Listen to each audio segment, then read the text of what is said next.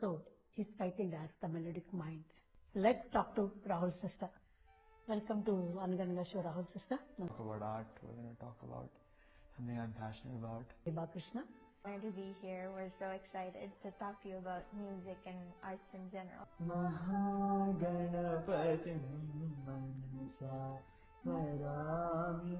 Rahul, if you only listen to one album for the rest of your life, what would it be and why? लग जा गले के फिर हंसी रात हो न हो Alavaikuntapuram bulo nagarilo. Production and engineering, so I work with, software of how to mix music, what to do with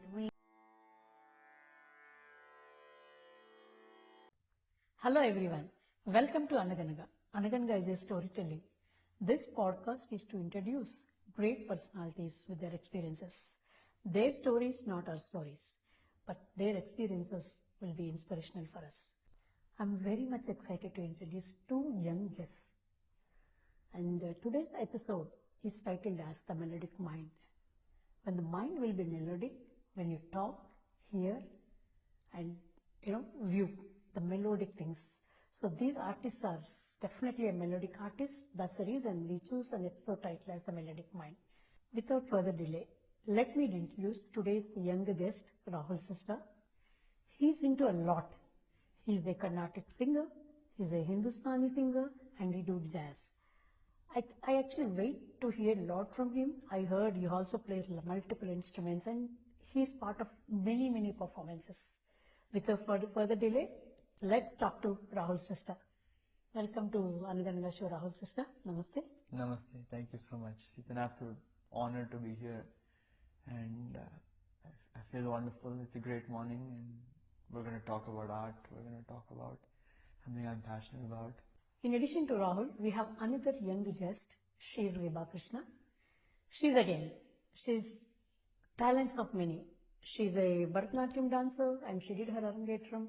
Now she's learning a Kuchipudi and she plays violin. I saw her performing in many Arangetrams and Rangapravesams. And you know what? She's also doing, she's continuing her passion with music by doing her undergrad in Berkeley University. Welcome to Anaganaga. Namaskaram. Thank you for having me and Rahul as well. It's an honor to be here. We're so excited to talk to you about music and arts in general. మరి ఇంకా ఏమాత్రం ఆలస్యం చేయకుండా వాళ్ళ మాటల్లో వాళ్ళ గురించి మనం మరిన్ని వివరాలు తెలుసుకుందాం. వన్స్ అగైన్ అందరికీ అనగనగాకి స్వాగతం. Let's start today's episode with a melodic tune. Could you please sing maybe a few lines for our audience to start today's episode? Sure. Absolutely. We'll sing a song composed by the Muthuswami Dikshithar in the Ragam Nata about Ganpati.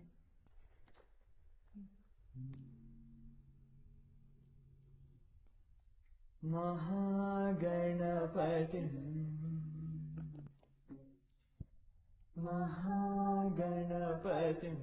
Manasa Smarami Mahaganapatim Manasa Smarami Mahaganapatim Manasa Smarami Mahaganapatim Manasa Smarami Vasishtha Vamadevali Vandita Mahaganapatim.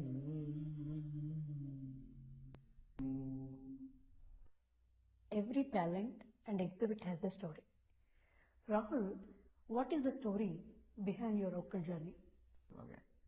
It started when I was very young, and it was all credit to my parents for putting me into music. What I've been told is that in a car when we used to drive around a lot, we would listen to the radio and I would be singing along to a lot of the film songs in Hindi, in Telugu, and my mom said, okay, he's really enjoying this art form, he's really enjoying music, why don't we try to put him in class? story also goes that I hated going to class. I used to cry. The teacher is like, "Why are you bringing this kid to my class?" Um, my mom was very stubborn. She said, "No, he has something he really enjoys, and I want him to learn music no matter what." So she used to take me to class. I used to cry. I used to come back home. The teacher used to call my mom, say, "Why did you bring Rahul here?" It was a whole tirade, but eventually I learned discipline. I learned to sit down, and my beginning in music was through Carnatic music. That was the route. But as I grew, as I traveled to different places, I came to the US. I picked up film music. I picked up jazz, picked up rock, started learning various instruments, piano, guitar, cajon. Uh, Now I started learning kanjira recently. So it's it's really like a toy music almost, right? It's like a playroom, right?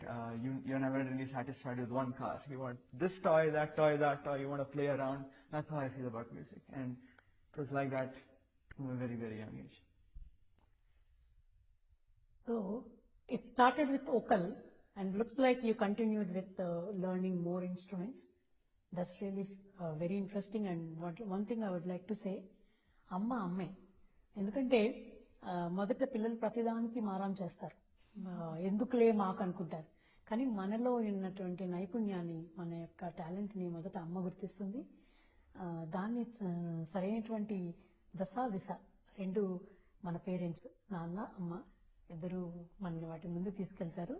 So డెఫినెట్గా నీ influence కానీ, నువ్వు start చేసే ప్రేరణ కానీ మీ అమ్మగారి యొక్క సహకారం ఉంది కాబట్టి వారికి కూడా ఒక్కసారి ధన్యవాదాలండి. హరిత గారు, thank you so much.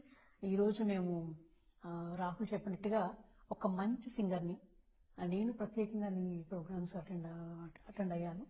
So కాబట్టి డెఫినెట్గా మీ పేరెంట్స్కి కూడా నేను ఈ ఎపిసోడ్లో థ్యాంక్ యూ చెప్పుకుంటున్నాను. Thank you so much Rahul. Thank you. In Viva's case, she's not in one track. You are in multiple tracks, Viva. Can you share the story behind your dance, vocal or instruments? So there's no particular story of where I started, but all credit goes to my parents, my mom and dad, who really took this interest that I had and really made it into something that I could go to whenever and whatever situation I was in. I remember like my parents telling me about, when they would go on long drives, there would be CD after CD just playing in the car of all Carnatic music. And, it hit, there was a point where I think there was a switch that clicked where it was like, this could become my entire life. And it really has. Every memory I have is associated with a song. And for like where I started, there are moments in my learning journey where I really understood what it meant to, take something and sing it to the best of my ability and have that joy. Singing is a joy for me. It's a place where I can be absolutely free, myself. So like when I was learning Vadnams, when I started learning Vadnams, with the ragam being correct and all the swarams ending perfectly on talam, it was just such a happy moment for me. It made me feel so good. And same with dance. Dance is something, during my Arangetram journey, Bharatanatyam Arangetram journey, I really learned all the different angles that go into a singular art form, from choreography to talam to how to express, bhavam through just your eyes. And bhavam plays a big role in everything. So that, I think, learning the meaning of everything really got me my start of how I wanted to continue this journey. So yeah, and like Rahul said, music is a playground. You learn everything and anything, and you still want to learn more. There's never enough songs to memorize, never enough improvisations to do. So yeah, it's a journey that's gonna go on for a lifetime, and I'm so excited to have the start that I had. So yeah. Very inspiring story. Okay, Rahul, who is your biggest role model when you're starting out? I would say, without a doubt, that my biggest role model growing up was my guru, Dr. Sanjay Subramaniam. I was and still am very much mesmerized by the way he sings, and of course his guru as well, Dr. Naivalli Santana Gopalan sir. These two, my gurus, his guru, the way they conduct themselves, the way they approach music, the way they think about music, it's an ocean to me. To this day, it's still a mystery. There's so much to learn, and they're also so friendly, so jovial. They're both like friends, and that's what I want to be like. I want to think like them, and I want to sing like them. And the world is changing too fast. Maybe that's the beginning of your journey, but you must have seen many of them. And as you gave in the introduction, you are learning so many things. So I was more curious to know about how, but in last few years, have you added any additional role models to continue your journey? Oh man, totally. The list is huge. Probably take me an hour, but in Carnatic, when I was younger, especially, I used to be really into the music of the old masters, Nogadi Srinivas Iyer, Madhurmani Iyer, M.S. Subbulakshmi. A lot of the artists from Tamil Nadu, because my guru is from Tamil Nadu, and the musicians that he admired so much, right? And I learned a lot. T.N. Seshgopalan sir, T.V. Shankar Narayan sir, God, the list goes on and on and on. Carnatic, and Hindustani, Kishore Amankar, Bhimsen Joshi, Ustad Amir Khan, my favorite. And then in film music, probably A.R. Rahman, Ilaiyaraaja, their compositions are absolutely timeless and infused with such great creativity. In Western compositions, film scores, Hans Zimmer, John Williams, scoring some of my favorite childhood movies. In jazz, Ella Fitzgerald, Louis Armstrong, Frank Sinatra, again, a lot of the old crop. Like I said, I can go on and on in any genre. So many inspirations. As we grow, we learn more about what music is out there. Right? When I was young, it was just Carnatic music. That was the only music. But now there is so much music, and now I'm inspired by so many of the current crop. In Carnatic music, Ramana Balasubramanian, who I've had the fortune to meet, lovely, lovely guy. He's my age, and it's amazing to see what all the current musicians out there are doing in the world, and that is a huge inspiration to me. So these are only some of my inspirations. I love a lot more. That would require 3 more episodes, so I'm going to keep it short. అందుకే అంటుంటారు జీవితం ఒక పాఠశాల అని. ఈ జీవితం అనేటువంటి పాఠశాలలో ఎన్నో సబ్జెక్ట్స్ అలా నేర్చుకుంటూనే ఉంటాము. అలా రోల్ మోడల్స్ యాడ్ అవుతూనే ఉంటాయి. Vibha, how about you? You have dance, vocal, music, instrument playing. So who are your role models when you're starting out? I have so many role models. Again, list goes on. But when I was younger, people that I really remember, Srirangam Gopalaratnam ma'am, she is incredible. Like some of the best songs I've ever heard in my entire life are by her. Of course, MS Amma, she is like the core inspiration for almost all of the musicians of our generation, previous generations, and definitely the next generations too. When I was younger, I listened to this one particular song by Bhimsen Joshi, Bhagyada Lakshmi Barama. His rendition is so unique and it's so beautiful, and that's a recording that I will hold for the rest of my life. And I met my current guru, Dr. Pantalarama, when I was quite young, and she was so inspirational for me. She still is, and I absolutely love everything, all the music that she does, all of her inspiration. She gives me so many ideas, and she really inspires us to make the music that we learn our own. So I feel that all these people that I grew up listening to are people that I take inspiration from and apply their tactics to my own music. So. So how about the recent years? Maybe things are changing. You must have seen so many other artists.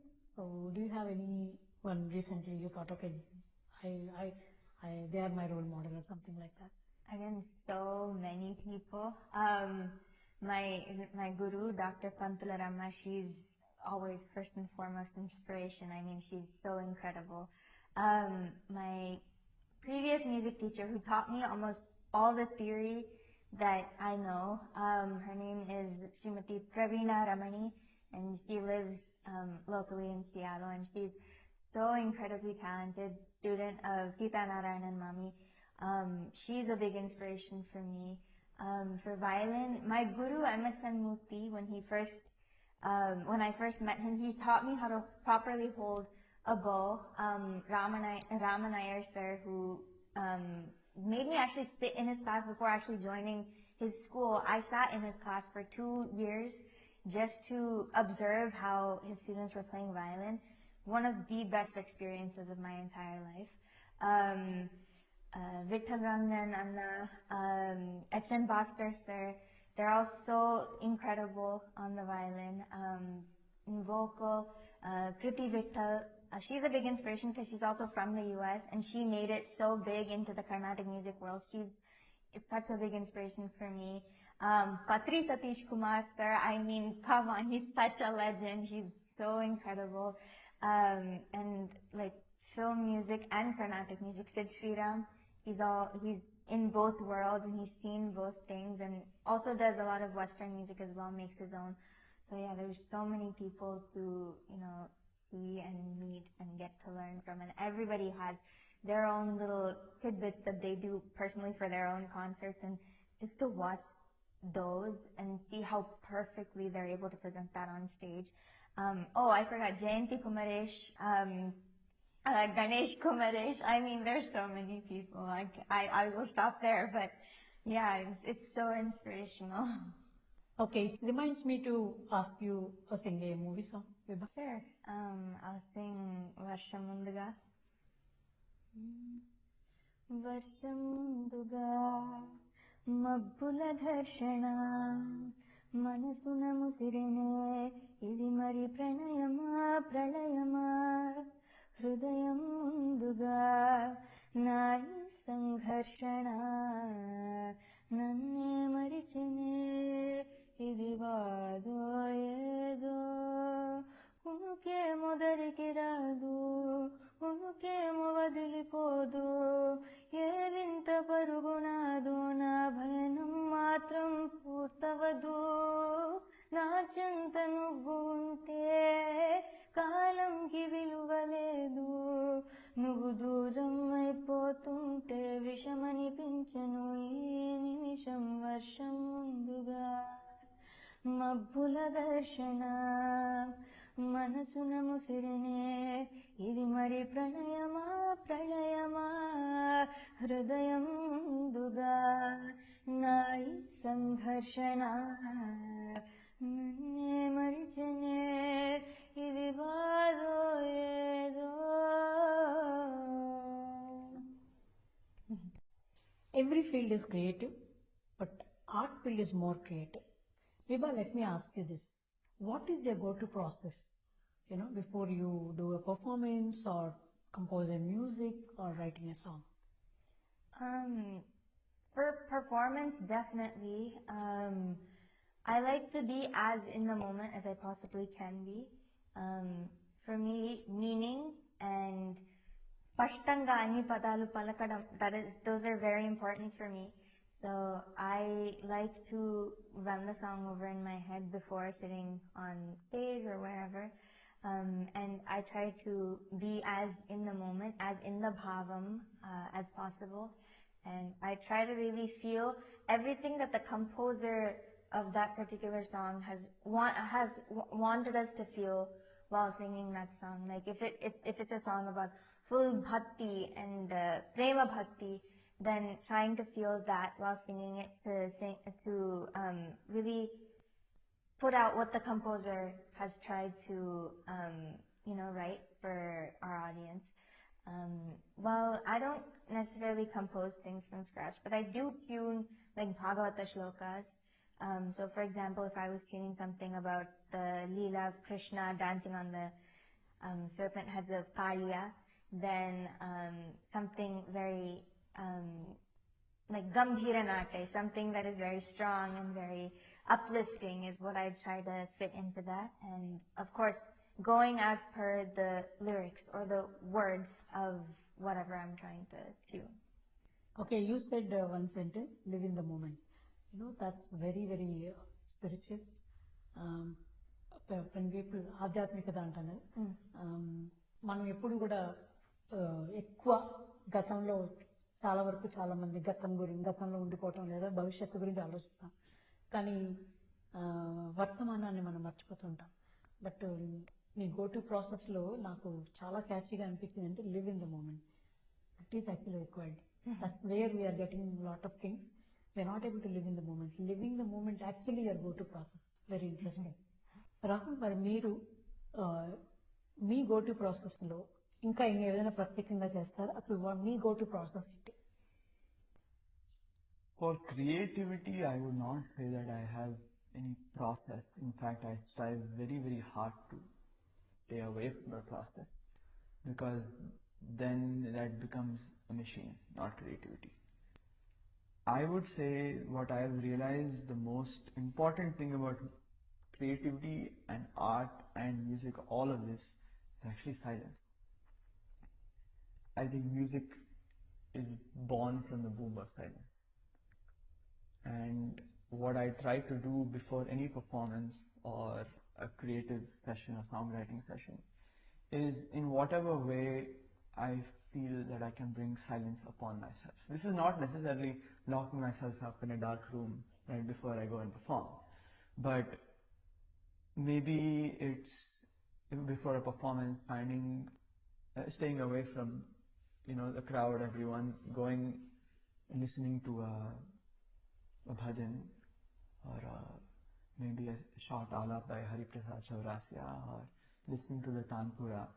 What it is, it's more quietude of the mind and of the heart, not necessarily being devoid of sound. And it's similar process for songwriting. Again, it's very different depending on what genre I'm trying to do.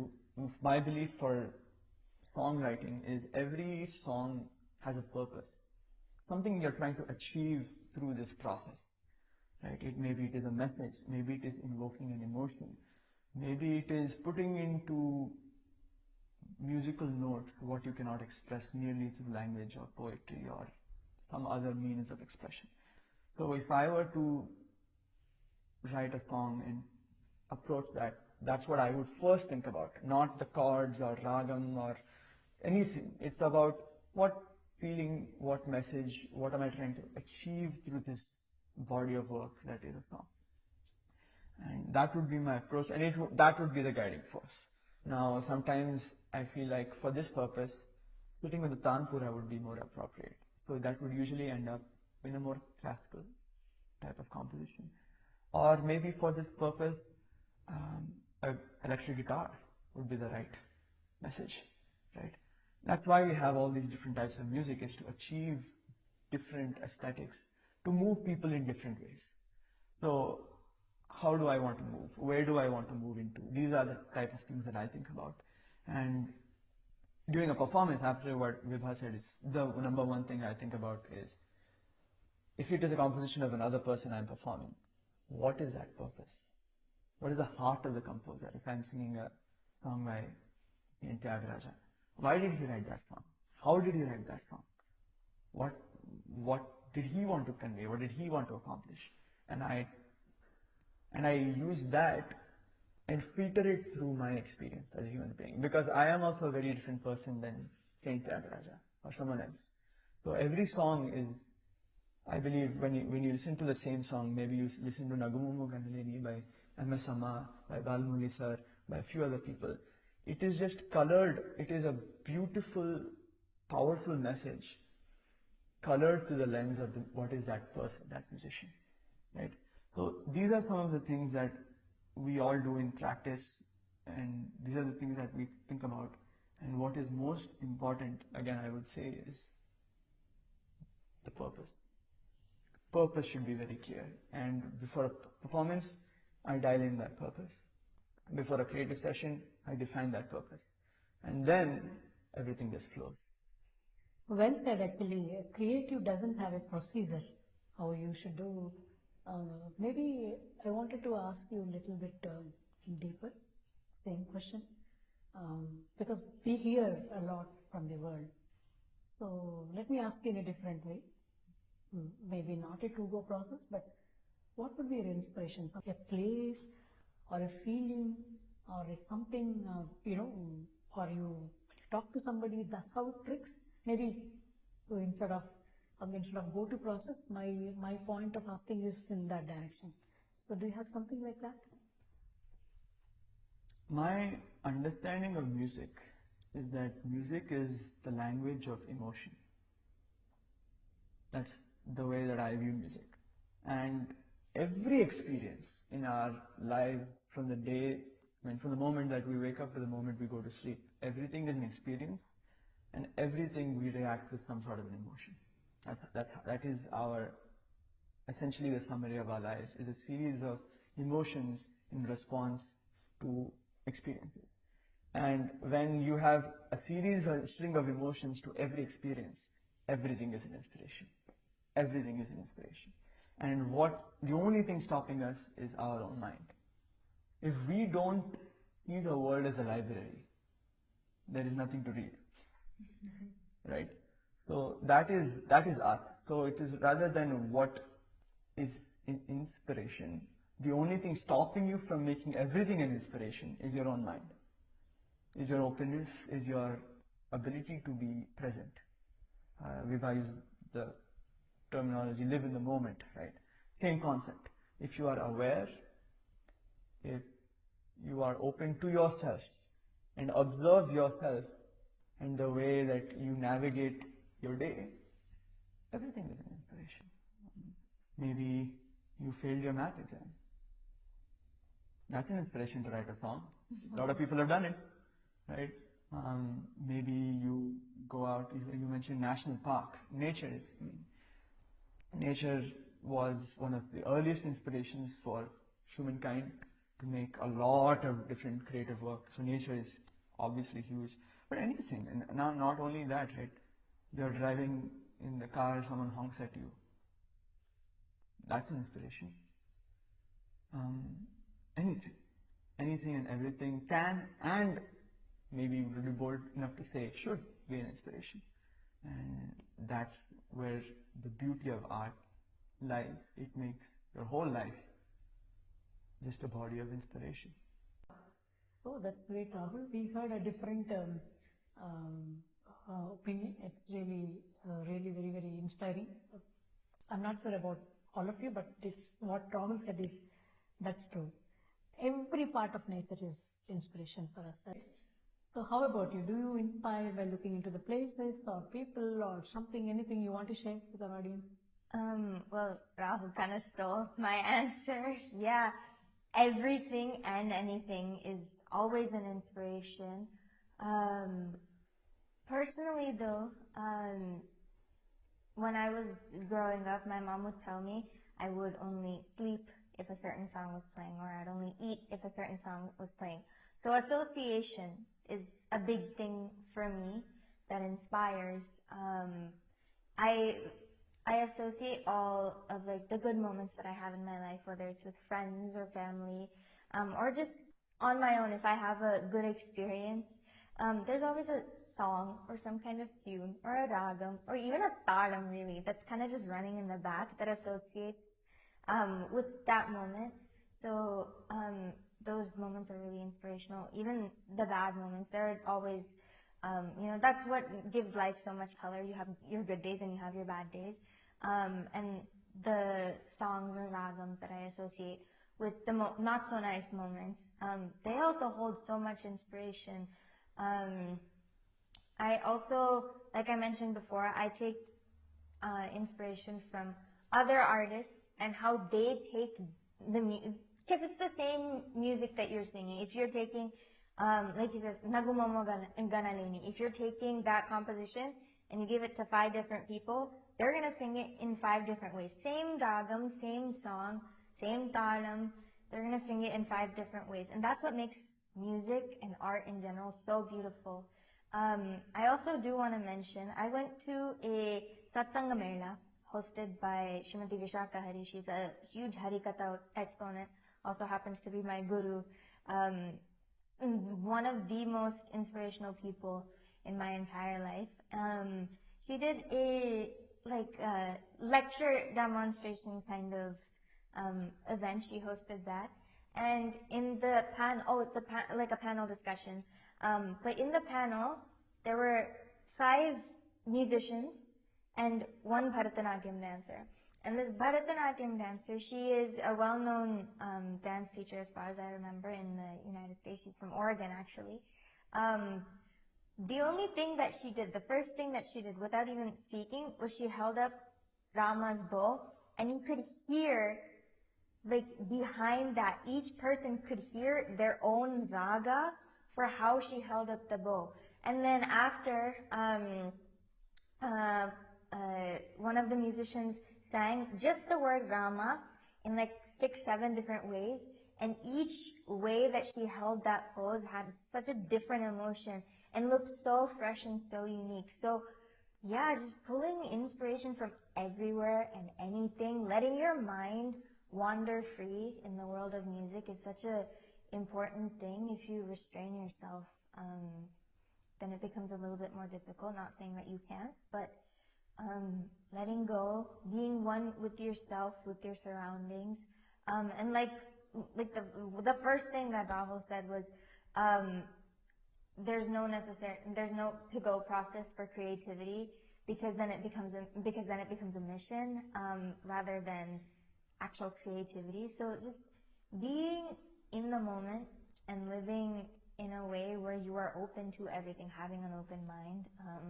I feel like that really feeds into my creativity, and it's such a beautiful process.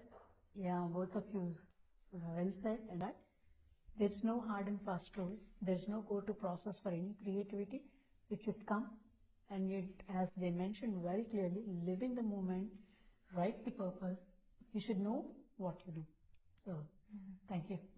Let's go with a different one. Rahul, if you only listen to one album for for the rest of your life, what would it be and why? Yeah, that's like the most terrifying question you can ask to any musician. It's like trying to pick your favorite finger or your favorite kid, you need them all.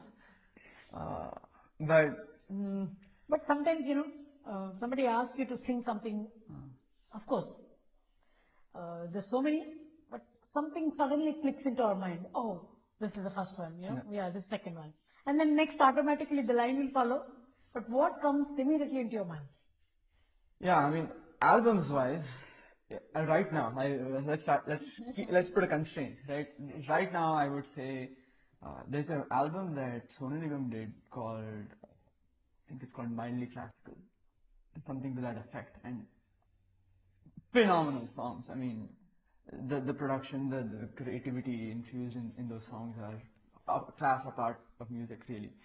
And Can you sing one line in it? I You don't want remember? to. I think Okay. Sonu Nigam will not be happy. I can't even attempt it. And those songs are of such a high caliber and skill and emotion that it would be a gross injustice for me to even attempt.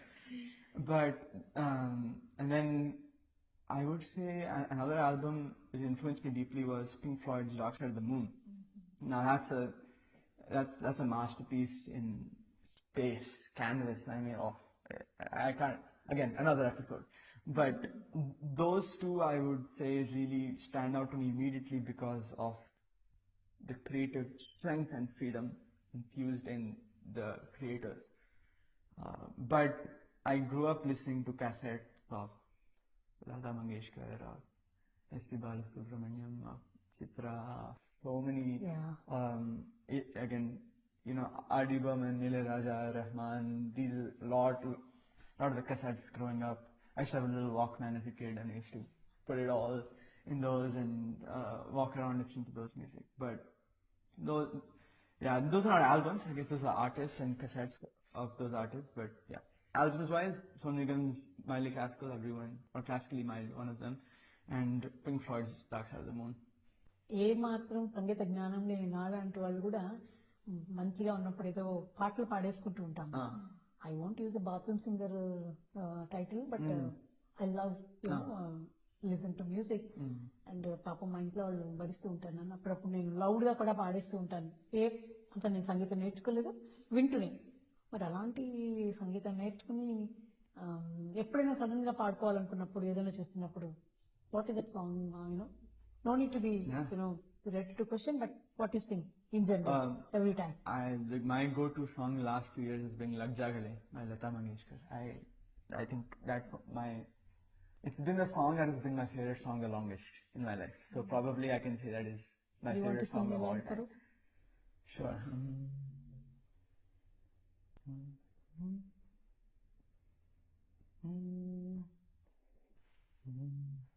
लग जा गले के फिर हंसी रात हो न हो, शायद फिर से जन्म मुलाकात हो न हो, लग जा गले.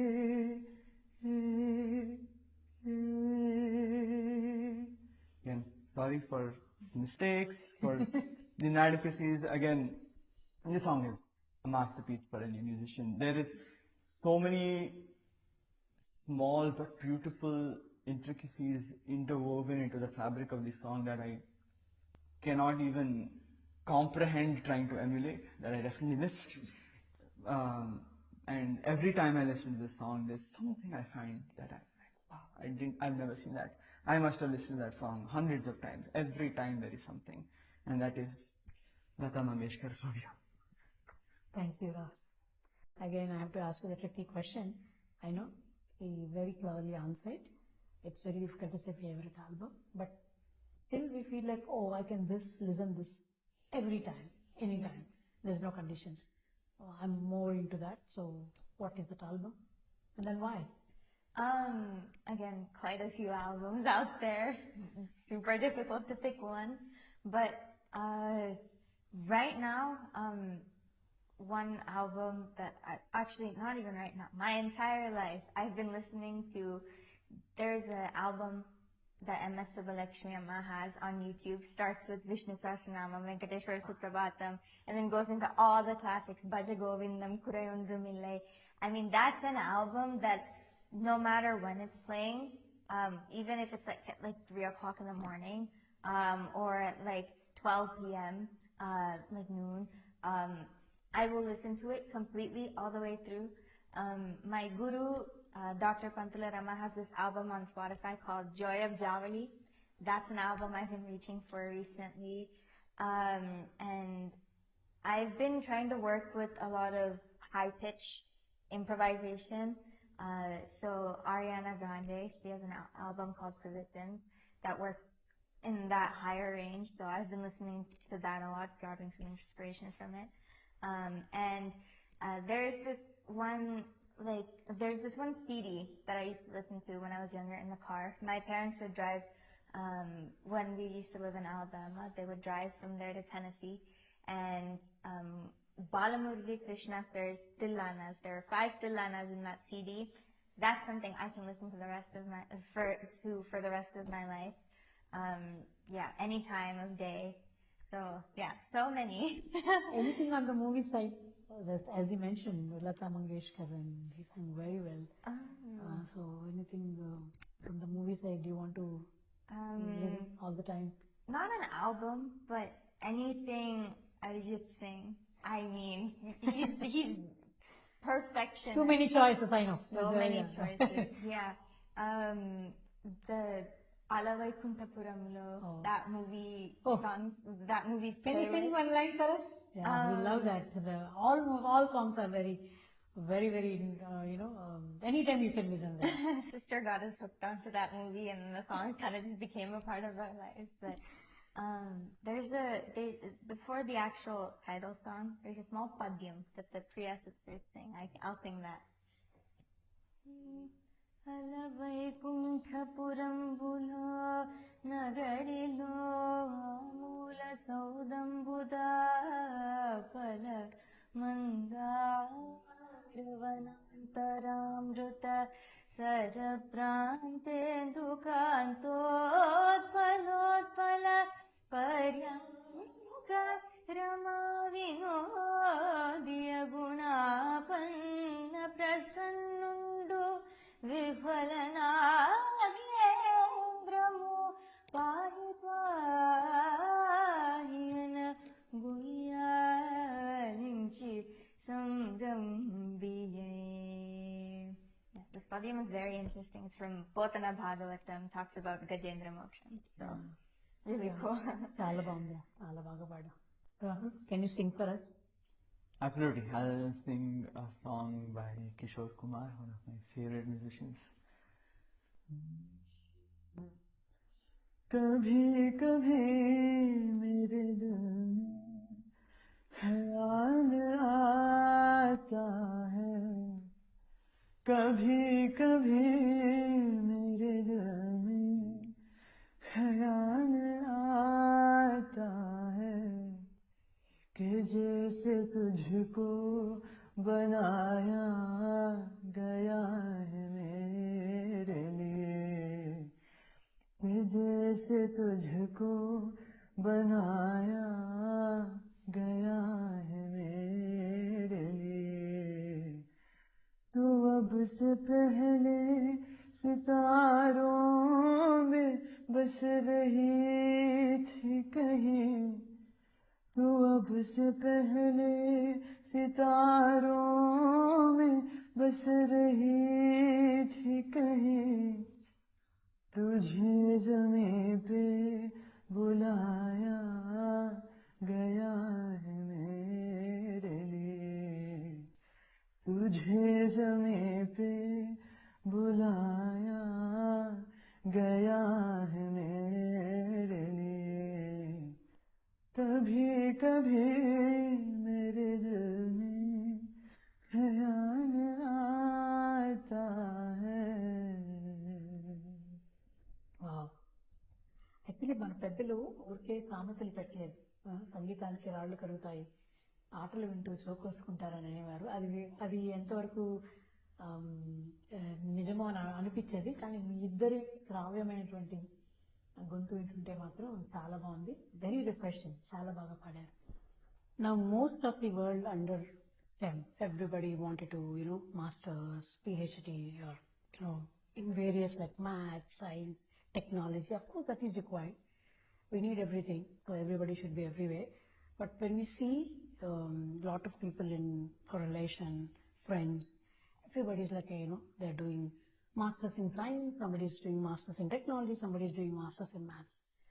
But when I see, especially Vibha, I want to ask you, what makes you to choose this specific art form, could be music or dance, as your career path? And I also heard you're doing your undergrad in music and in Berkeley. So what makes you to choose this career path?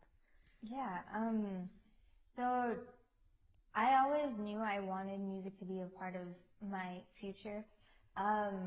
Whether it was through giving concerts on the weekends or teaching, I always wanted music, specifically vocal and violin, to be a part of my future. And I was applying to colleges for biology so I could do pre-med and then hopefully become a doctor. But since sixth grade, I always knew that no matter what I decided to do, I would apply to Berklee College of Music, specifically to study music.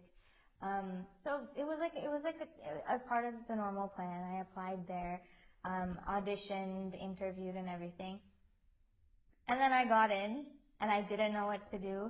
So I kind of just walked downstairs and asked my parents, I'm like, how bad of a decision would it be if I decided I wanted to take music? Would you be okay with it? Give me some thoughts.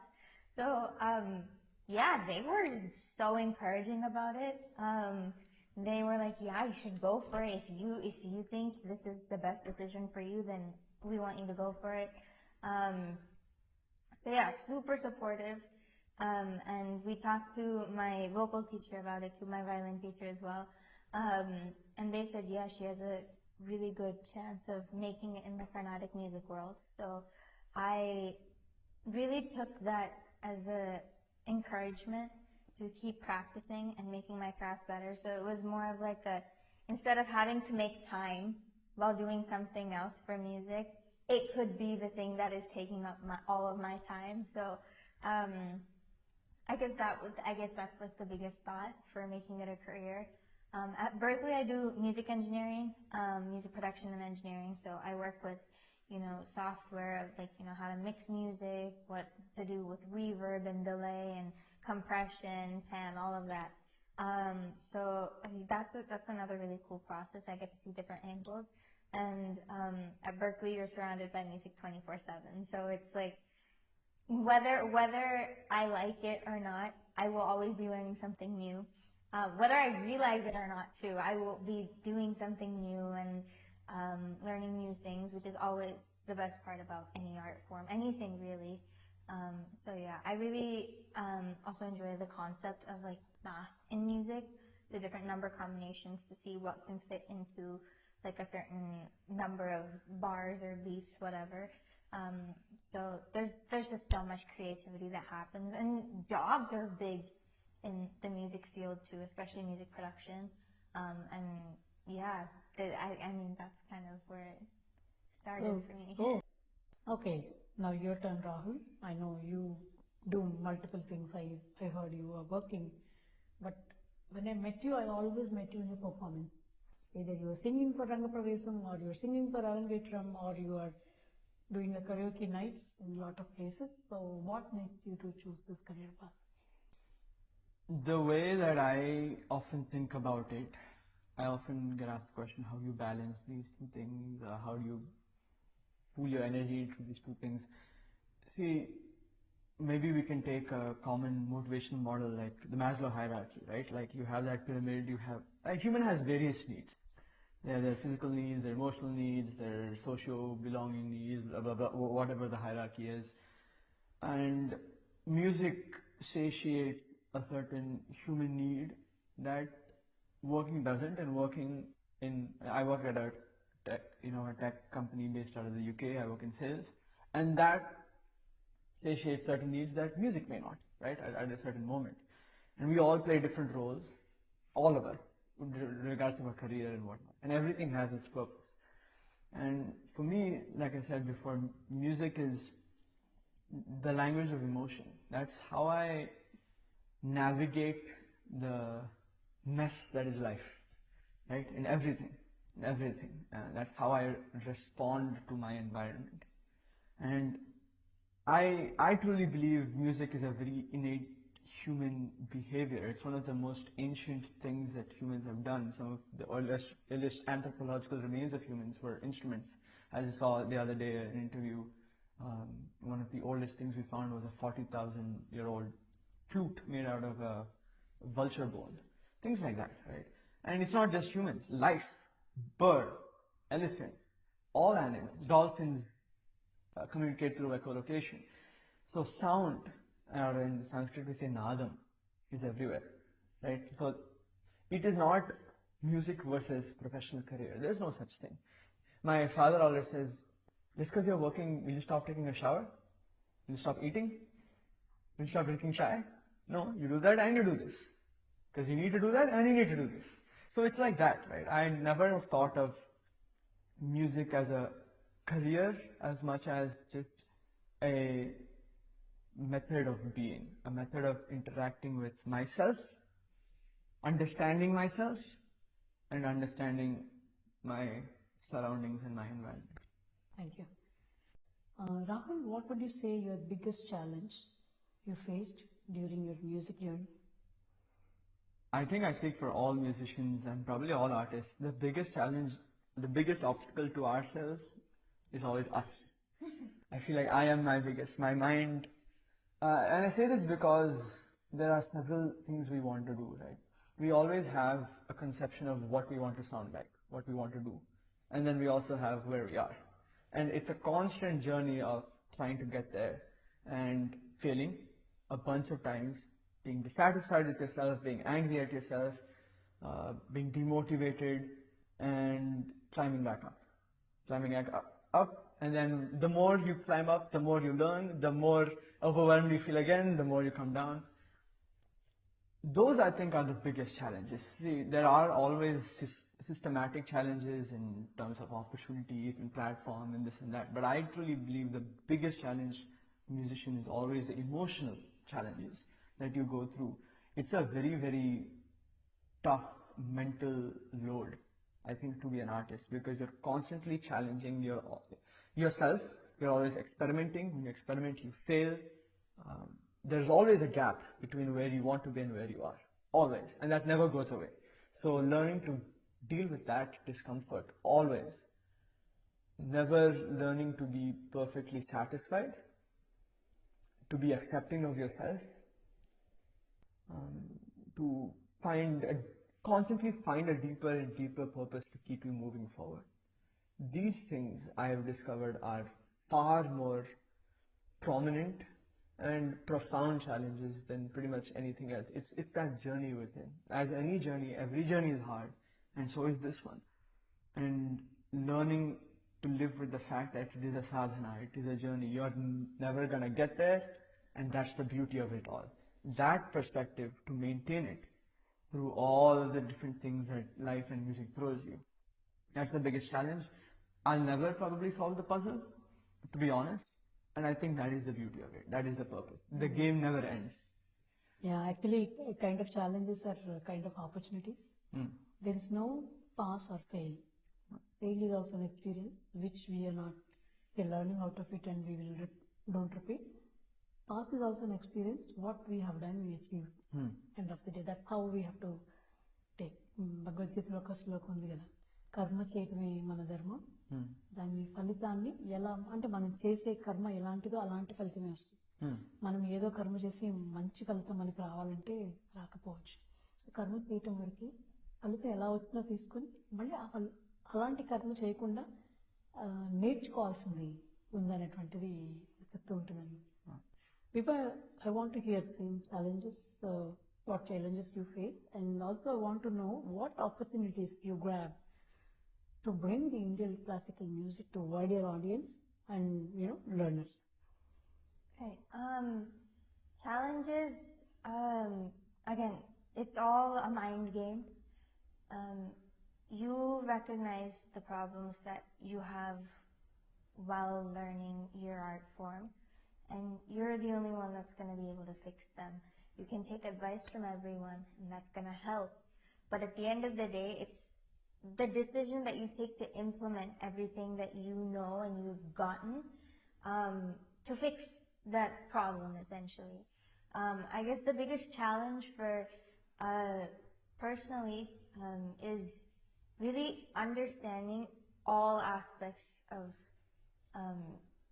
like anything that I'm learning. So if it's like a song that I'm trying to learn, there will be days where I understand the ragam and the talam, but then I won't understand the bhavam as much as I probably should, which affects the result of my singing. Or there will be days I understand the talam and the bhavam, but then the ragam sometimes will get a little bit messed up.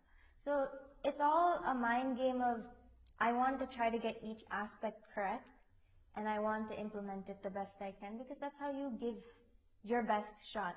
And mentally, if you understand that you are there to serve a purpose, coming back to that topic of, understanding why you're doing what you're doing, it really takes away 50% of those problems.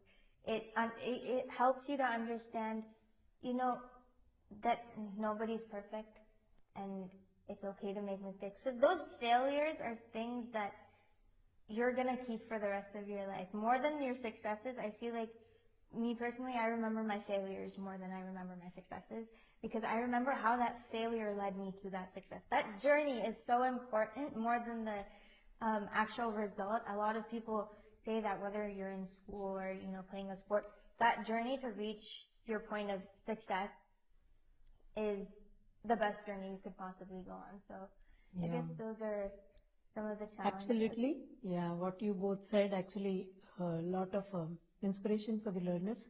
We always, that's how maybe we grow up, but we have to learn during the journey. Something comes, hits us, we'll be very high. Just like a baby, you give a candy, is very happy. If you extract candy from them, they will sad.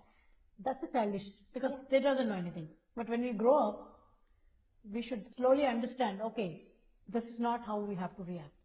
But yeah, hearing your answers, you are understanding both what to do, what not to do with both the result pass or fail.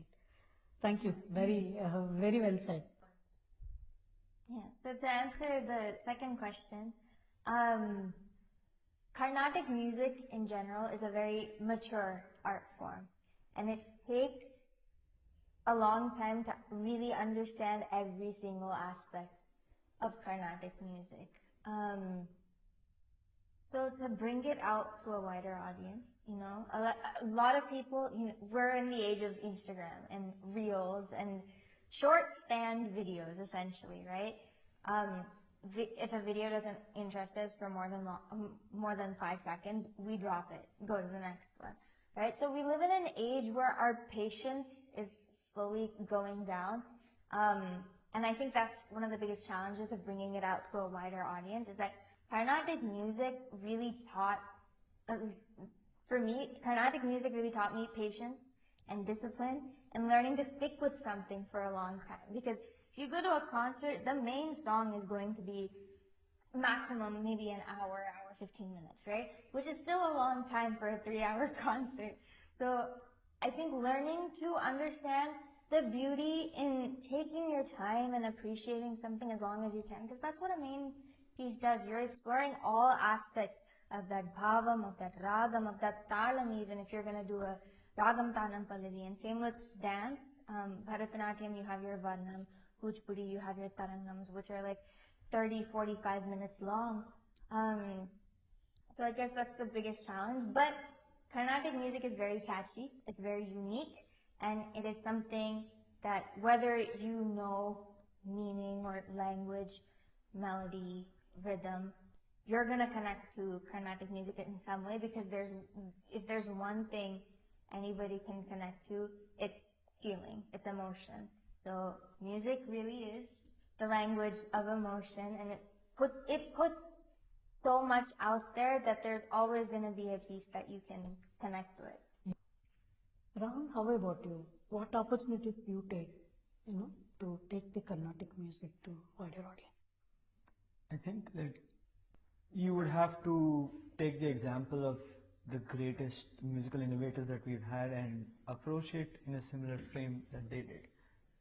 So I recently met Sri Patri Satish Kumar and asked him a similar question, but he was saying that, look, you have to keep your mind as open as possible to every type of music that there is. Lal Gudi Jayaraman sir was the same. He would listen to film music, English music, everything. We have someone like Pandit Ravi Shankar, who has collaborated with the Beatles, taken Indian classical music to the world, right? And what all of them have in common is that open mind. They draw from different sources. And in today's world, music is a global phenomenon. There is only global music. Anything else is not going to be felt as seen by listeners, because every listener listens to 10, 15 different musical genres. And that's what I would say. I would say that, and one of the things I'm working on is trying to listen to music that makes me feel maybe uncomfortable. Many people say that Carnatic music, the way that you sing, there is some unease in the way they sing, that type of inflections and things. There is a certain unfamiliarity for a lot of people who don't grow up with that. But once you get into it, it's a new door. right? So like that, if like for example, I haven't listened to much metal growing up, death metal and stuff like that, right? That was uncomfortable for me when I was younger, but now I make it a point. I'm going to sit and listen to an entire Metallica album today, or Megadeth, or whatever, because there are many things you can learn from sources that you never thought you could learn from, and that's how you take your music to a global audience. Is really, it's not about the audience. You are making yourself global. If you are a global artist, then you will reach a global audience.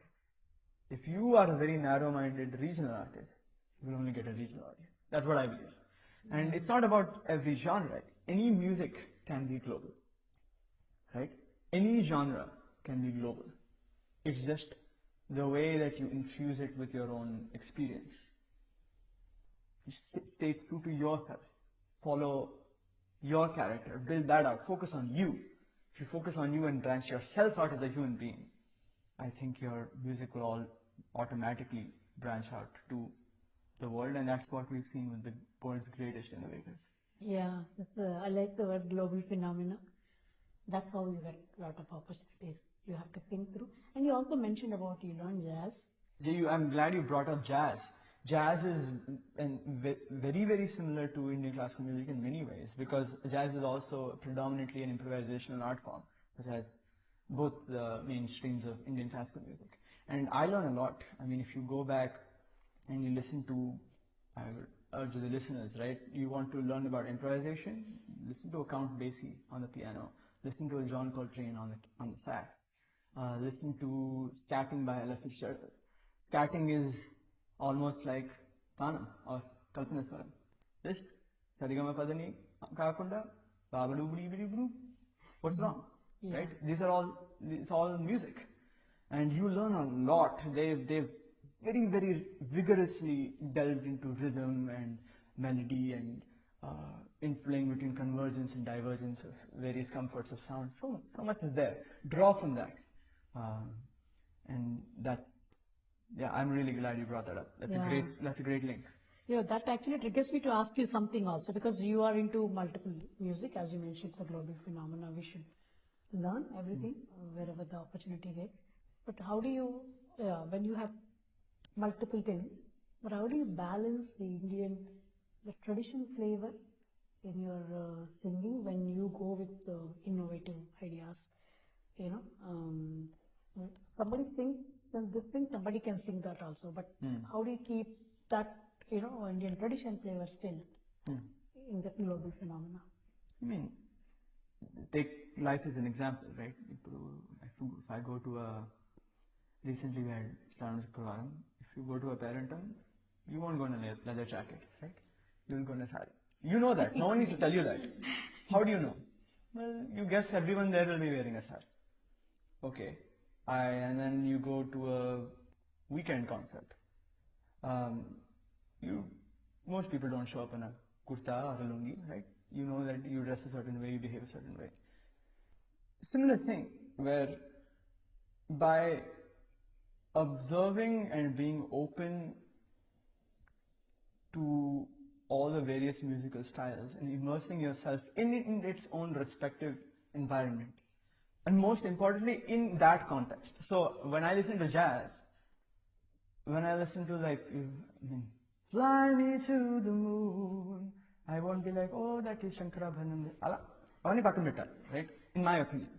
Listen to jazz as jazz. Listen to Carnatic music as Carnatic music. Listen to Chopin as Chopin.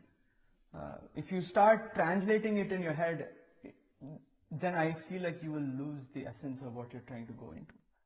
So, similar way, right? If I go to a rock concert, I'm not going to be like, oh, I'm going to wear the Western version of a sari. That's not what I'm thinking. Jeans is jeans. It's not like, oh, this is the Western version of a pajama. ala sunsham, right? Correct. Right? Or when you eat a quesadilla, you're not like, oh, I'm going to eat the Mexican version of naan or something, right? Like, you don't think like that. Actually, ఒక example గుర్తొచ్చి నాకు, ఇది social మీడియాలో చాలా famous, shape of you. And we went to India also when he was a guest for the Kapil Sharma show. Yeah. Versions ఉన్నాయి. ఒక పక్క English, ఒక పంజాబీ బీట్, ఒక పక్క ప్రాపర్ క్లాసికల్ థింగ్. బట్ అక్కడ అంటే ఆ ట్యూన్ని వాళ్ళు అన్ని రకాలుగా మిక్స్ చేసి, and he was actually recently I saw one person is playing tabla and he's using his own instrument. He's doing, and then immediately he's following up with tabla. Yeah. As you mentioned, it's a global phenomenon. It's Shape of is not an English song. Yeah. It can be played in any of the other instruments. And not only that, I saw a lot of classical dances. You must have seen, if you watch, no need to regular, but sometimes if you watch reels, on UK streets, a lot of people take an English song and they'll present in classical with classical moves. So yeah, if you know the basics and if you understand the global phenomena, ఎక్కడైనా దాన్ని మనం అందంగా ప్రదర్శించవచ్చు. Yeah, exactly. And like you said, right, this question of balancing tradition with innovation. Innovation happens. It will happen. It's that process. Innovation for me is nothing but making that music yourself. It's making that yours. They say finding your voice, right? Any instrument also, but finding yourself within the music, that is innovation. That's it. That's all you need to do. But when I am trying to, and first of all, if I try to innovate within Carnatic music, that urge to innovate, I think, will actually lead to the opposite, right? Because a common criticism is when you bring outside elements into it, that's what people sometimes see as innovation. You dilute the sanctity of the art form, or that perspective is there, right? So what you have to do is essentially knowing that I am a global person, I have these various perspectives, but I have to present them within the context of the art form. If I try to mix this rock context with a Carnatic, you can. I'm just saying that you may not want to do it in a Carnatic kacheri, in a temple, right? Again, this is all about context. In our tradition, we talk about dharma, right? Yeah. One of the definitions of dharma is knowing what to do at the right moment, in the right place. It's all about context. Yeah. And that requires sensibility, it requires sensitivity, observation, and more importantly, of course, you will fail. Sometimes, metaphorically speaking, you will take a leather jacket to a parent. That's okay. Right? You go there, people will tell you not to do it. Okay, next time I won't. If it is too warm, you will remove anyway. I mean, when we're kids, right? I'll touch a hot stove, even though my mom tells me not to. And she'll say, okay, touch it. That's the only way you learn. So you have to be burnt, but you have to realize that you have been burnt and go back and not doing it again. And that's, I think, that process of innovation within tradition, learning the context. And that's a lifelong journey, and that never stops. Okay, thank you, Rahul. Do you prefer to innovate or contribute, Vibha? I think both of them are equally as important. We are in a changing world, okay? Like 5 years ago, our world was not the same as it is right now. So innovation is going to automatically happen. It's a process that everything does change over time. But if we're talking specifically about Carnatic music or Indian classical dance forms, the traditions that come along with it are things that, once you kind of take away from it, the art form loses a little bit of its flavor.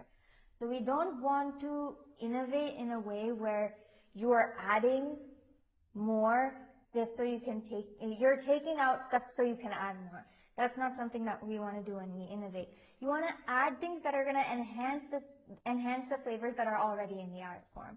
So for one of my final projects, I was doing a software course for college. I took the song Dil Se Re, the background beats of it, and I added tabla on top of it and combined it with a Michael Jackson song. So all three of those things, like whether you realize it or not, they complemented each other. I wasn't trying to take away from the flavor of Michael Jackson's vocals or that genre, and I wasn't trying to take away from the authentic sound of a tabla, and I wasn't trying to just kind of throw in just another background track from Dil Se Re. It was something that I realized those things could complement each other. So innovation in that way, I think, is super cool. Contributing to what has already been set in stone is also another beautiful thing, mainly because you are adding your perspective. Each person's perspective of a certain thing is going to be completely different. So adding your perspective only adds another layer of depth. So I don't think there's any right or wrong per se. Both are equally as beautiful of ideas.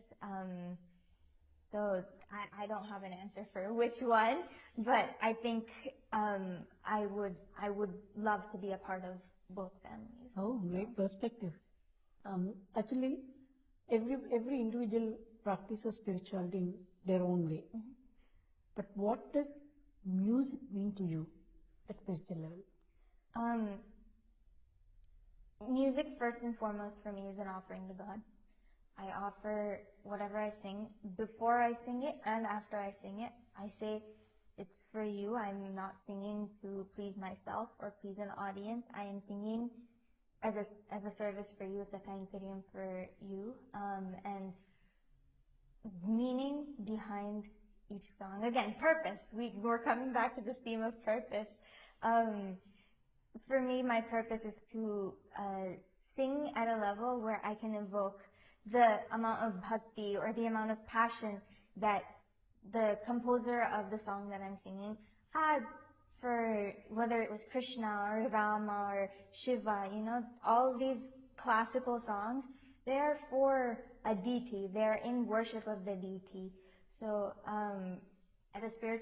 music is highly spiritual for me. And it doesn't necessarily have to be. Music can be something personal, but as somebody that does follow religion to a spiritual level, music is a offering. So it's not something that I like to take for granted because I know the second I do, it's gonna go out of hand. So I like to keep myself grounded that way. Yeah. So, as you mentioned, he just finished his college, maybe 1 year, that's okay. But you are just still doing, and మీ మాటల్లో maturity చూసినప్పుడు this is what Anaganaga want to share through the podcast. I want to remind our episode, The Melodic Mind. So, well said. Yeah, of course, music is something that you are always learning.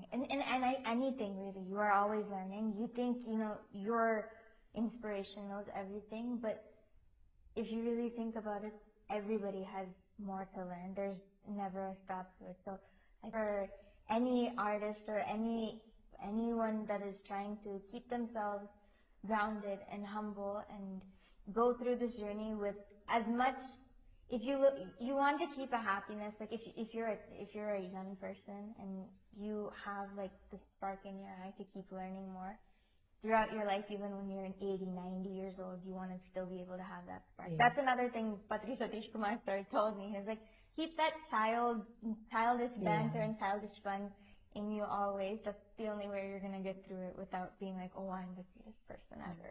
So, Rahul, I want to hear your perspective. What music mean to you at spiritual level?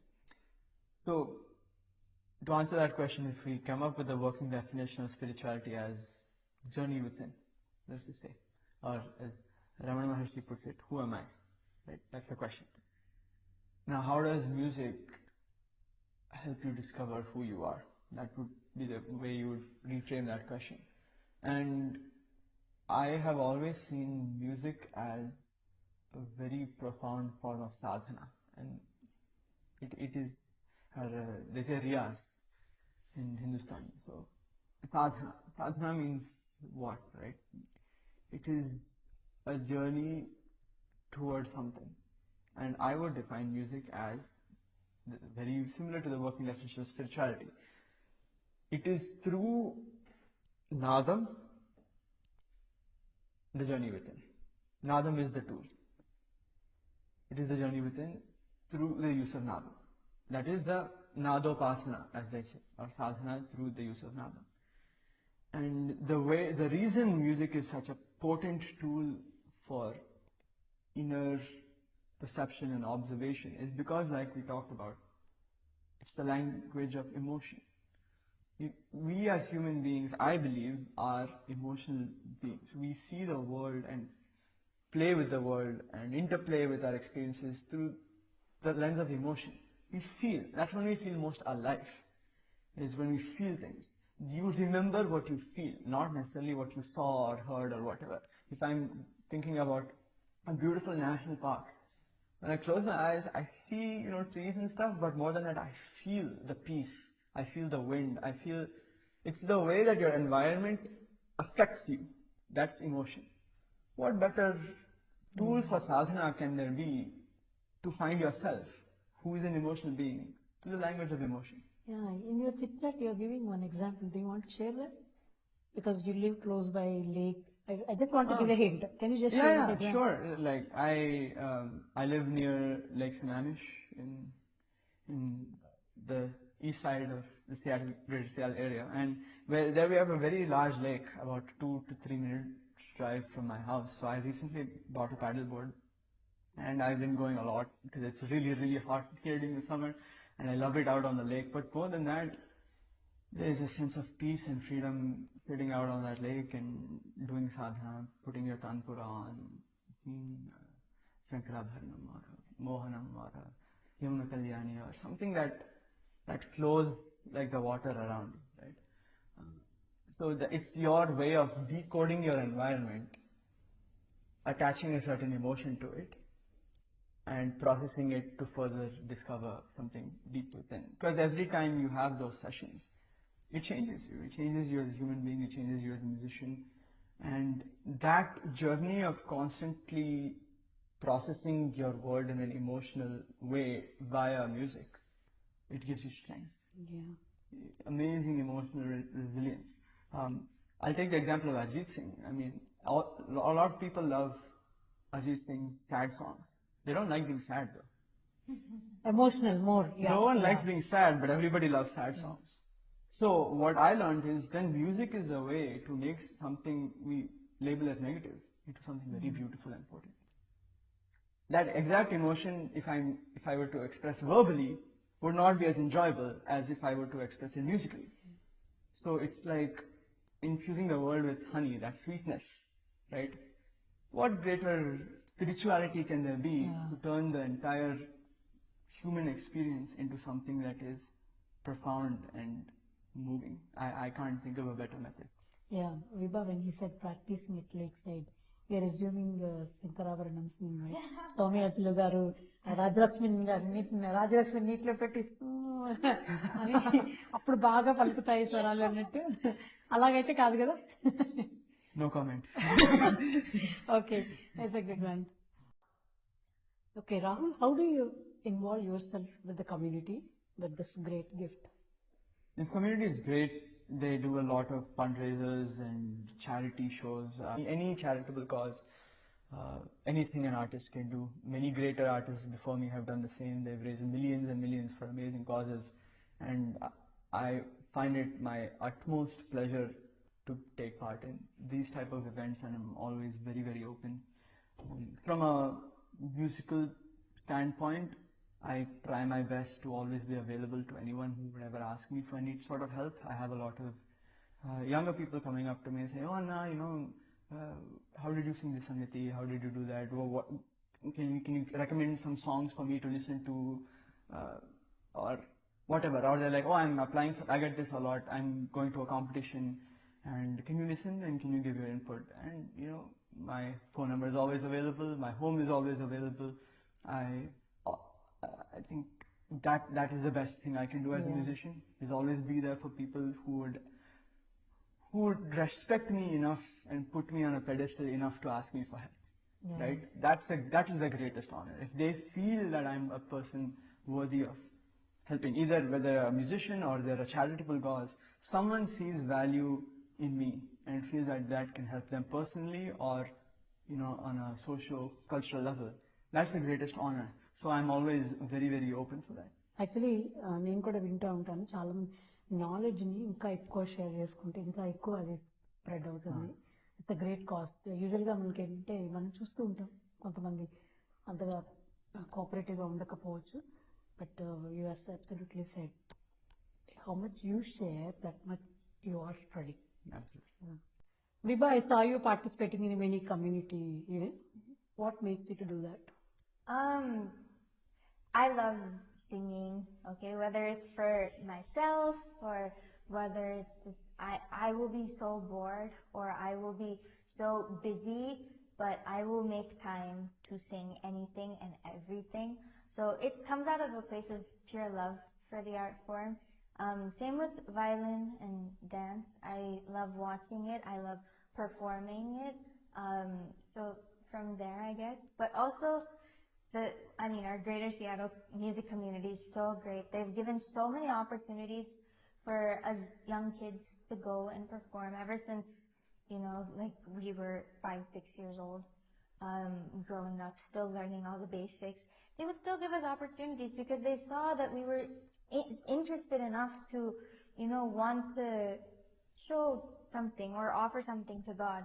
So all of us musicians that have grown up here, we're so grateful. I'm so grateful to be in this community, thanking my parents, all my gurus that have given so much encouragement.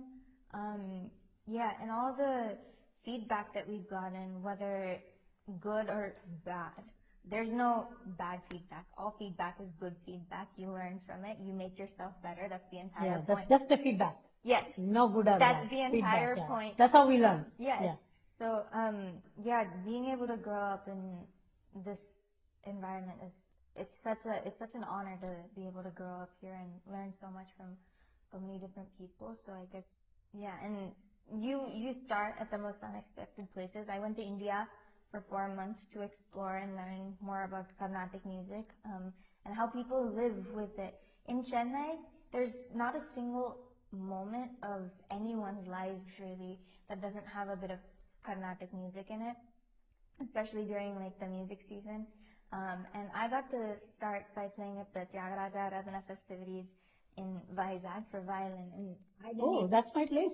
You perform in Vizag? Okay. Yeah, I didn't know that I would get an opportunity like that, and that's where I first really got on stage as a professional performing artist, and I got to play for people. So life will throw things at you unexpectedly, and you just take it with a smile. Okay.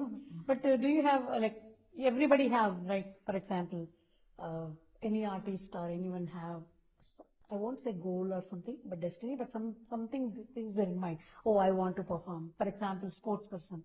They want to go to Olympics or they want to play in national, something. Everybody have some, I don't say measurement, but something, okay, I want to go there. Do you have, okay, I haven't performed there, I wanted to perform. Do you have anything like that? Or are you planning, okay, next 1 year I want to perform here or there, or whatever the opportunities you take it, or how is it? I will take anything that I Okay. get. I am so happy to even be in this artistic world.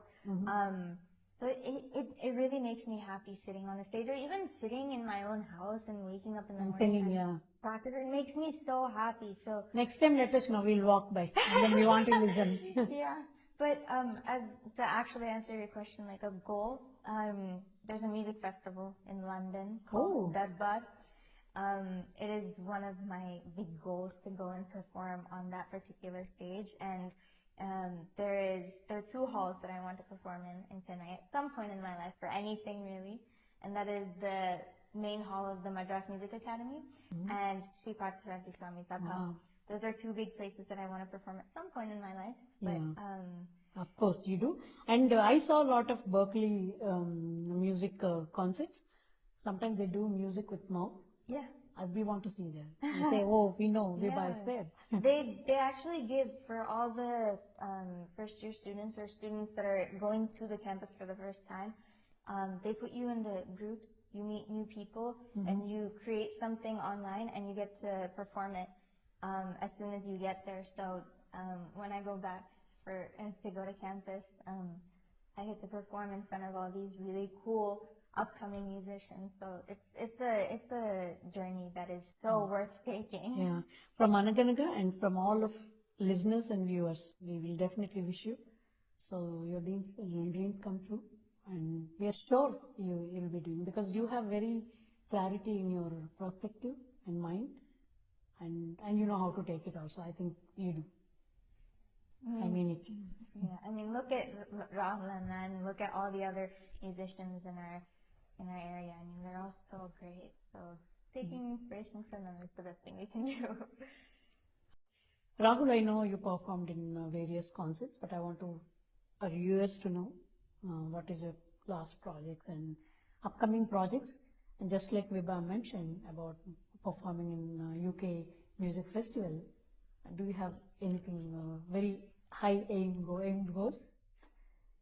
My current focus, something I started, is writing a lot of songs of my own. I have done that in the past, but to do that a bit more dedicatedly, I started writing my own Carnatic songs as well, devotional songs, and I've had the opportunity to perform them at a few temples around the area.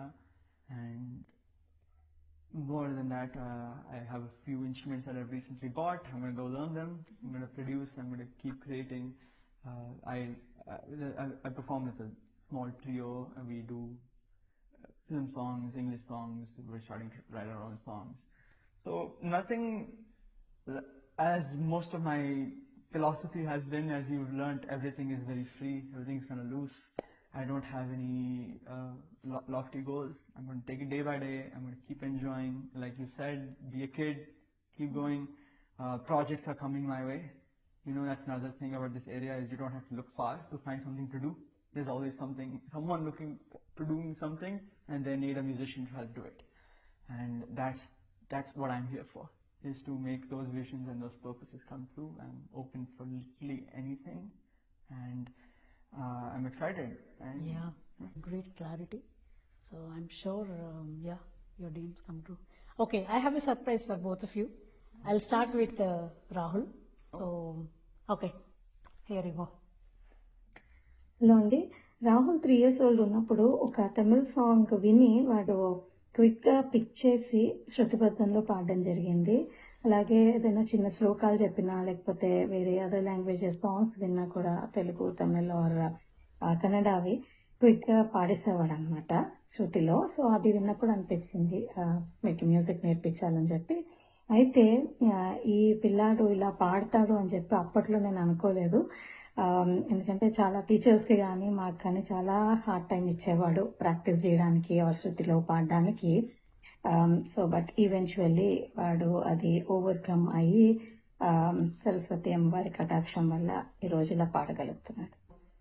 So అయితే ప్రోత్సాహం అనే కన్నా శిల్పి ఇప్పుడు చూడండి ఎలాగైతే రాయిని కొట్టి శిల్పంలా తయారు చేస్తాడు కదా, అప్పుడు శిల్పి బాధపడడు, పడే దెబ్బలకి రాయి బాధపడుతుందేమో అని. ఆ టైప్లోనే మేము కూడా ఏంటంటే వీడు స్ట్రిక్ట్ గా ప్రాక్టీస్ చేయాలి అండ్ బాగా నేర్చుకోవాలి అన్న దాంట్లో చాలా చాలా చాలా వాడికి ఎదురు హార్డ్ టైం ఇచ్చి ప్రాక్టీస్ చేయించేదాన్ని అనమాట. సో మేబీ అవన్నీ ఇప్పుడు ఫ్రూటిఫై అయ్యి వాడు ఈ లెవెల్లో పాడగలుగుతున్నాడు. థ్యాంక్ యూ అండి. థ్యాంక్ యూ హరిత గారు. Thank you so much. So yeah, what would you say? So that's from your mom.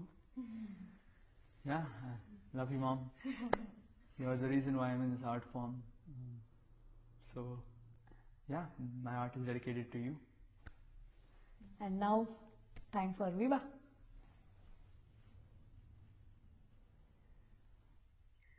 అస్మద్ గురుభ్యో నమః.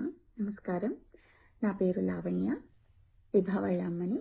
ముందుగా అనగనగా పాడ్కాస్ట్ టీం వాళ్ళందరికీ కూడా మా అభినందనలు. చాలా మంచి ప్రోగ్రామ్ చేస్తున్నారు. విభా చిన్నప్పటి నుంచి కూడా సంగీతం అన్నా, నాట్యం అన్నా, ఉపన్యాసాలన్నా ఇవన్నీ చాలా ఉత్సాహంగా వినేది. దాంతో ఏది విన్నా ఇది నేర్చుకుంటా అది నేర్చుకుంటా అని చెప్పేసి ఆకృతులు అవి అయితే ఎప్పుడు మా ఇంట్లో వెనక బ్యాక్గ్రౌండ్లో వింటూనే ఉండేది. దాంతో సంగీతం నేర్చుకుంటాననింది. సంగీతం క్లాసుల్లో వేసాము. సో అట్లా మొదలైంది. దాని తర్వాత వైలిన్ ఇంట్రెస్ట్ చూపించింది. దాని తర్వాత అవి రెండుతో పాటు అవి అభినయం చేస్తే బాగుంటుందని చెప్పి భరతనాట్యంలో జాయిన్ అయింది. ఈ రకంగా ఒకదాని తర్వాత ఒకటి అట్లా మెల్లగా యాడ్ చేసుకుంటూ వాటిని సపరేట్గా చూడలేదు ఎప్పుడూ కూడా.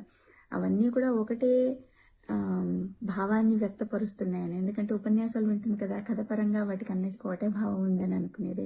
ఏమో మరి తెలియదు. కానీ అన్నిటినీ కూడా కలిపి చూడగలిగేది. దాంతో అన్ని కళలు నేర్చుకోవాలని దానికి అని ఇంట్రెస్ట్. విభానే కాదు, అందరు చాలా మంది తల్లిదండ్రులు ఇక్కడ ఇప్పుడు మనం రాహుల్ని కూడా చూస్తున్నాము. సంగీత కళల పట్ల, ఇతర భారతీయ కళల పట్ల అందరూ తల్లిదండ్రులు చాలా మక్కువని చూపించి పిల్లలందరికీ కూడా నేర్పిస్తున్నారు. ఆ తల్లిదండ్రులందరికీ కూడా అభినందనలు. Thank you so much for doing this. The kids love it, the parents love it, and there is a beautiful community that is encouraging for them to pursue all these arts. So we want to thank everybody. Namaskaram. Thank you, Lavani garu. Thank you so much. That's from your mom, Vibha. Again, entire reason why I'm here. Yeah, both my parents, some of the kindest people, and they made me who I am. So, yeah. We want to hear one more song together. Can you pick up anything and just sing for our audience? Sure. In honor of Krishnastami, we'll sing Bhavayami Gopalabalam. Bhavayami Gopalabalam Manasevitam Tadpadam Hintayam Sada Bhavayami Gopalabalam Manasevitam Tadpadam Hintayam Sada Bhavayami Gopalabalam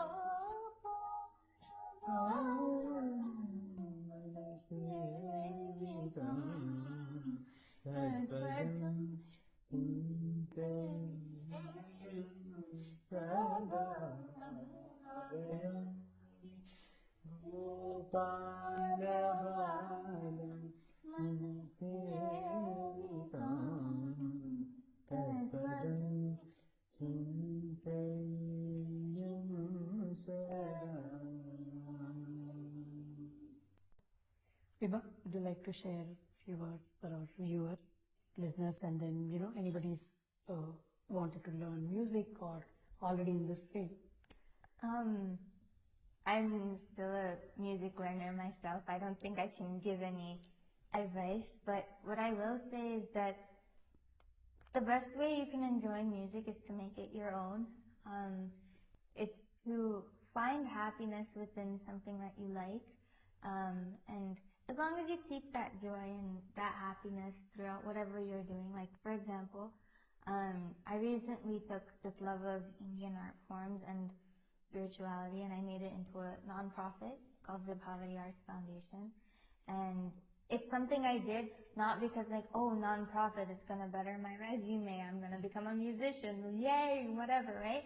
No, it's something that I did with my parents out of pure passion, pure joy of wanting to spread, whatever little happiness that I feel from singing, I want to share that with everyone, and I think that's a goal that a lot of people might have. So I just keep doing what you love. As long as you're happy singing or dancing or playing an instrument or learning something new in general, it's going to take you to so many places and give you opportunities that you've never even thought of before. So staying happy is the best thing that I can say. Rahul, do you want to share through Anaganaga your words for music lovers or upcoming singers? Absolutely. My message is everyone is deserving of music. There are no good singers, bad singers. In my mind, there is no good music or bad music. There is music that is true to you and there is music that is not. If there is a duality, there is that. Everyone should, I know so many people, they label themselves bathroom singers, I don't know what to sing on. Doesn't matter. Singing is singing. You do it for your enjoyment. If it is for spiritual purpose, you're looking for a way to dig deeper, go into music. If you're looking for something to play around with, have fun, go into music. Whatever reason, use that as your backbone. participate it in whichever way, but do it fearlessly. No one cares. It's not that deep. Nobody cares. You enjoy, you use music as your method of enjoying life, and that's what makes me the happiest, is when I see people singing or playing instrument for themselves in whatever way that they want to do it. And I think that everyone will benefit from music and should play their part in the musical world to make our world a better place. Wow, that's really great message, Rahul. Thank you so much. From Anaganaga and from all our viewers, I would like to thank you both of you. మీ ఇద్దరికి ప్రత్యేకంగా ధన్యవాదాలు. Time తీసుకొని నాతో ఇంతసేపు కూర్చున్నారు. So ఎన్నో విషయాలు మీరు మాతో పాటు ప్రేక్షకులకి వీక్షకులకి కూడా షేర్ చేశారు. I'm really thankful to both of you. Thank you so much, Rahul and Vibha. Thank you for having us. We're so happy to be here and share our love for art. So thank you. Thank you, viewers and listeners. You are my inspiration for bringing more and more guests. మీరు చూస్తూ ఉండండి, నేను చేస్తూ ఉంటాను. If you subscribe and like this podcast, so it will inspire me to bring more guests. Thank you so much. అందరికీ ధన్యవాదాలు.